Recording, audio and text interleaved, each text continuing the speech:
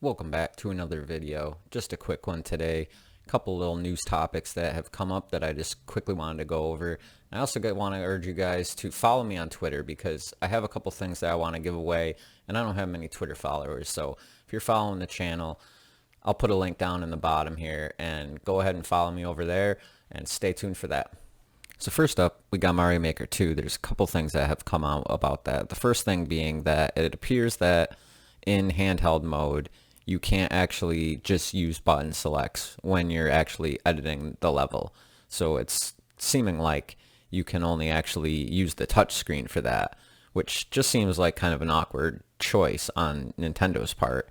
You would think that in handheld mode, you could just select through the different menus with the joystick and the buttons, and so that doesn't appear to be the case. So it's seeming like that's only the case when the Joy-Cons are attached. So if you're using tabletop mode where the Joy-Cons are detached, then you can use the buttons. But when the Joy-Cons are attached, you can only swipe the screen when editing the levels. And I don't know if that's going to be something that they patch out, but that's just a little bit of a weird choice.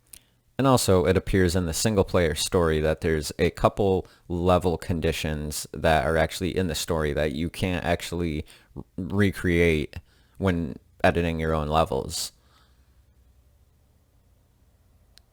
So as you're going through the story mode, there's different levels and things that you're doing that you're going through that you can't actually recreate in your own levels, such as there's these stones here that you can pick up and throw around, and I'm guessing that you're going to be kind of using those for platforming's sake. And then there's also a escort mission. There's actually a couple of them. It appears that you kind of just run through the level. You have Toad with you. You got to help escort him to the end of the level.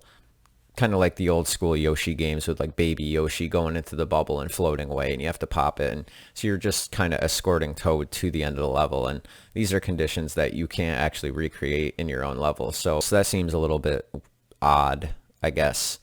Maybe at some point they will patch these blocks into the game and you can kind of use them for different things, even if it's just for picking up and kind of throwing at enemies. But it's just kind of odd that it's in the single player campaign story and then you can't actually use these in your own level editing.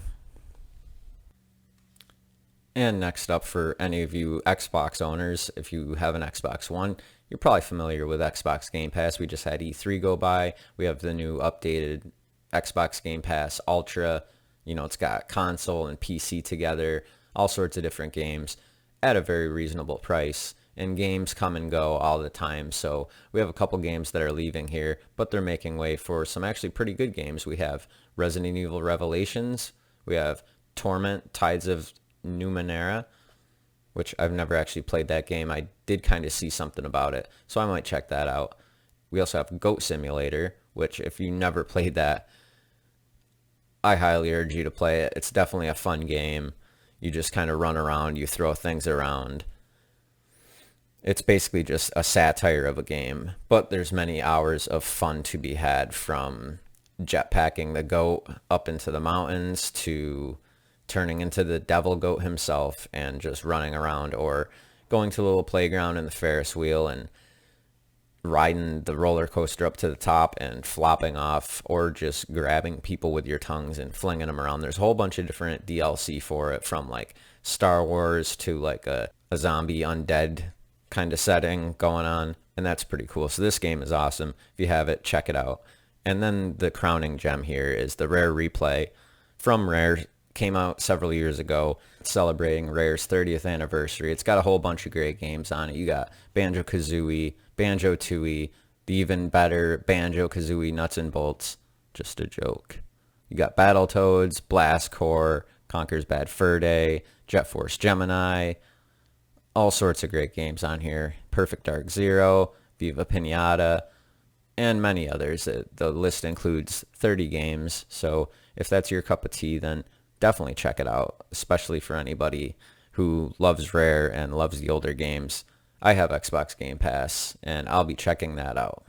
Next on the list is Devil May Cry. Now, we've heard about this game a little bit back, and nobody knew what the price was going to be or when the release date was going to be, and we've pretty much heard nothing until pretty much last night, where I saw it on the actual eShop that it was coming out on June 24th. So that's just in a couple days here, and the price is actually just right. It's $19.99. I might be picking this one up.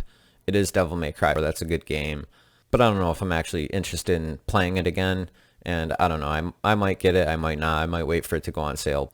So that comes out on the 24th, which is this coming Monday. So if you're pumped for Devil May Cry, there's your chance to get it, and you know that it's $19.99, so if it's worth it to you, pick it up.